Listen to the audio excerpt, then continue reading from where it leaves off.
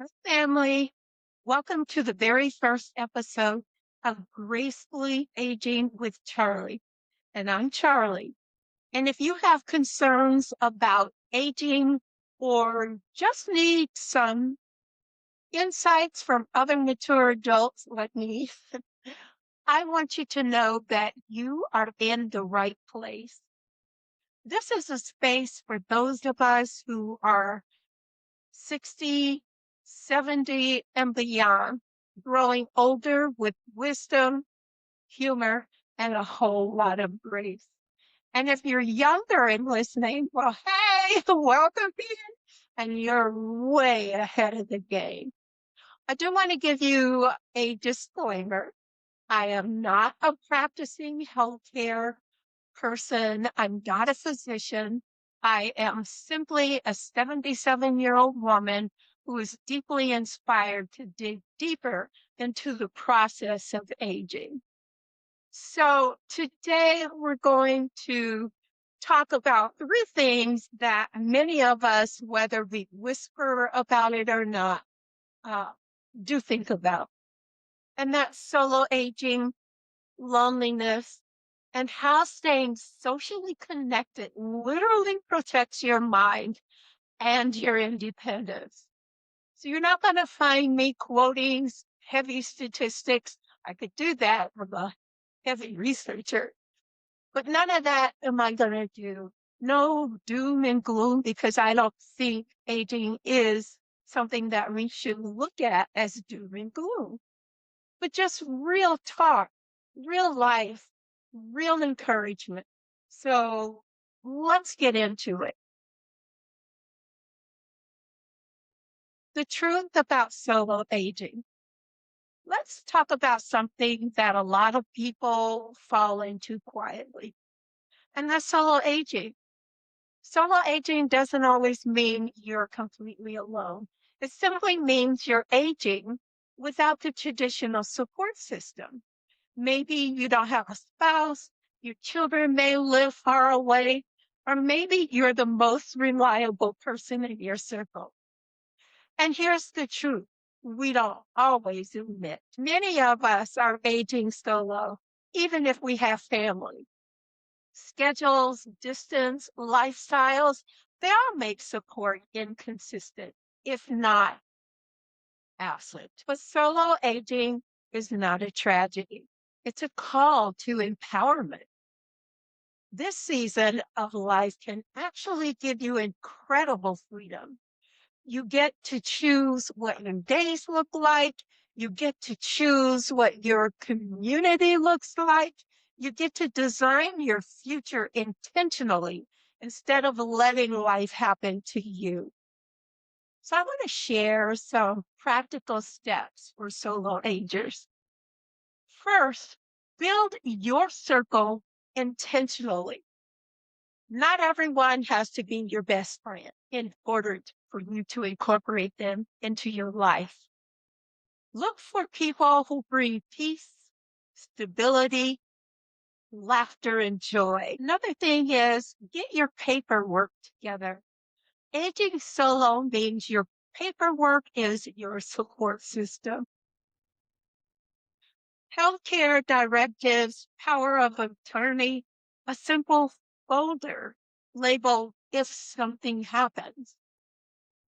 We're not being morbid. We're being grown and we're living in reality. Preparedness is a form of self-love. And it also demonstrates your love for those who have to carry out your wishes. Another thing is to choose a primary point person. It can be a friend, a godchild, a child, a niece, a sibling, a trusted neighbor. It can be anybody, but someone who can check on you or knows where your important documents are. Another thing is to create a routine that protects your independence. Consistent movement, plenty of water, plenty of sunlight, and taking your medication when you should will add years to your life. So now let's talk about loneliness, the quiet epidemic. Now let's get real about loneliness. Not embarrassment, not blame, just truth. Loneliness isn't just being alone. Loneliness is that feeling of being unseen, unheard, or disconnected, even when people are around. And right now, so many adults, even as young as 45 and above, are carrying this silently. Let me say this directly to you. There's nothing wrong with you. You're not behind. You're not forbidden. You're not forgotten. Sometimes life shifts. Friendships change. People pass away. Kids grow up. Mobility slows down. And suddenly the world feels smaller. But loneliness is not a life sentence. How to gently break loneliness. Let's talk about that. Start with tiny social moments. A small wave to a neighbor, a comment in a YouTube live stream, a short phone call. You're not rebuilding a social life overnight. You're cracking the door open. Create connection anchors. These are things you do every week that you can count on. A weekly church live stream or a visit to your local church, a senior center visit, a walking group, an online book club, a crafting or genealogy group.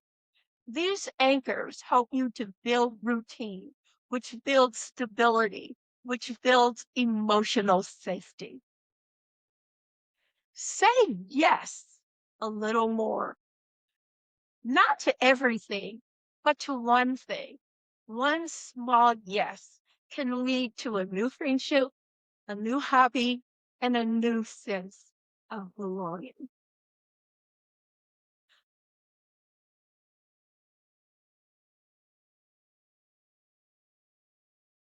And from a personal perspective, I'm a devout Christian, so I lean on a lot of my church members to become involved in activities at church. And it's if you're not Christian, I certainly don't want to offend you, but I do want to let you know that that is the foundation of my life. I'm a believer.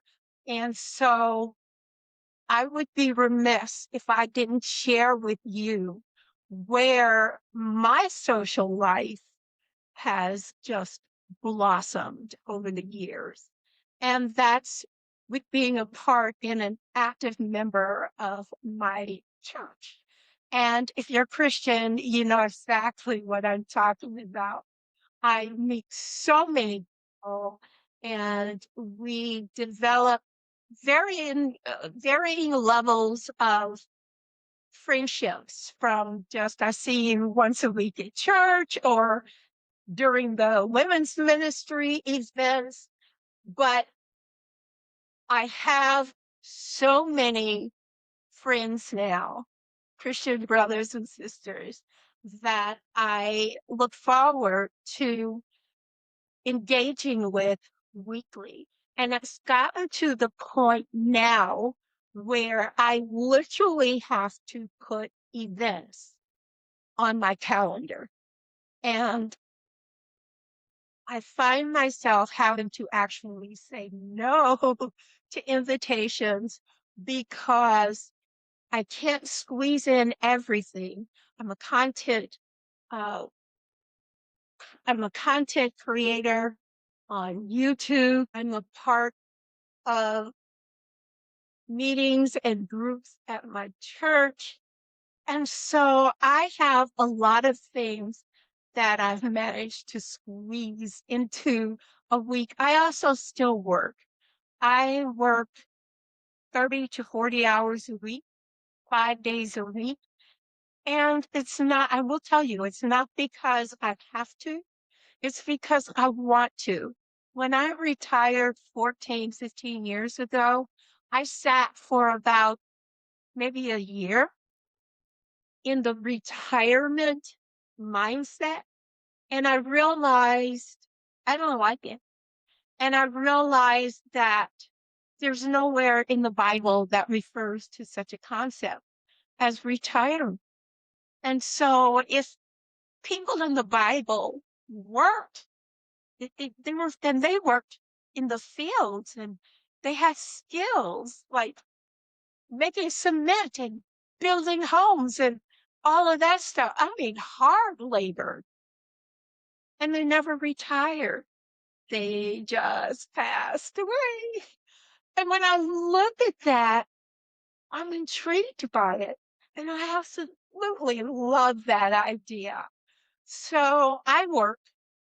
And if I don't want to work, I can quit for a season or two and then go back to work. And that's what I've been doing the whole past 14 years since I retired.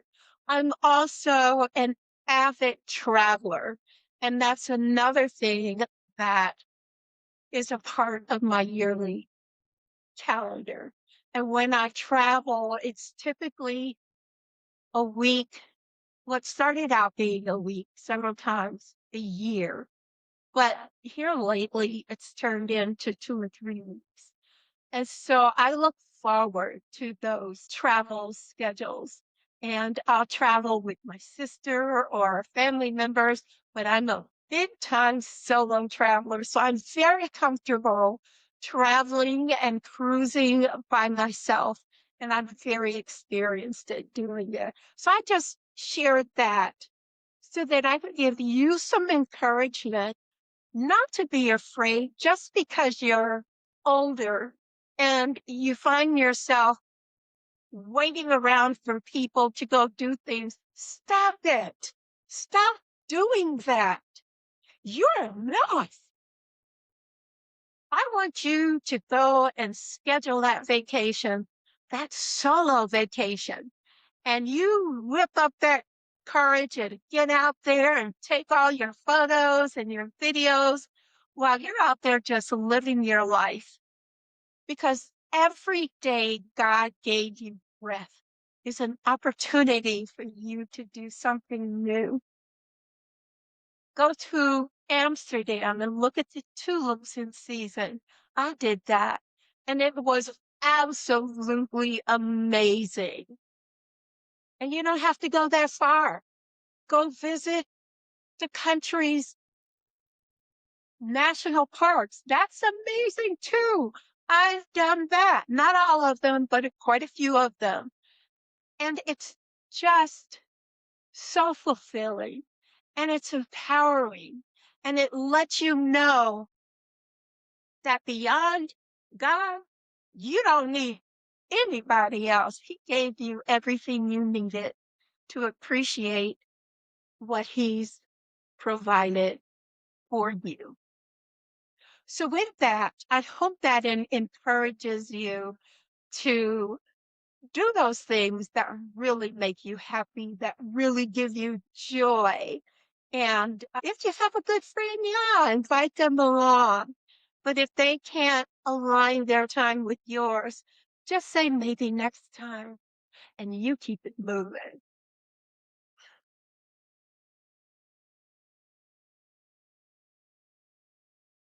So now let's talk about your brain. Your brain loves company. Here's something empowering. Social connection is like exercise for your brain. Every conversation, every laugh, every shared story, it all strengthens your cognitive health. Your brain literally lights up in ways that keep it sharp, flexible, and resilient. How connection protects your brain. Conversation activates memory. You recall names, stories, details. Your brain loves that challenge. And the older you get, the more we need to practice memorization. And so doing new things, learning new skills, taking a different route to the grocery store and home. All of these things are challenges to wake up your brain and use parts of your brain that you've never used before. So your brain loves it and it helps you out as well. So socialization also boosts mood, which boosts cognition. When your mood improves, your brain function follows. Community gives you accountability. People start to check on you. And it's not an intrusion into your life. It's not that they're being nosy. A lot of times they're doing it because they would like for it to be a reciprocal process. They check on you, you check on them. Because as you age, as you mature, you understand that you need to have at least two or three people that you can trust. You check on them and they check on you so that you know that you're all doing well. And if there needs to be some type of intervention, you can trust each other to get that started.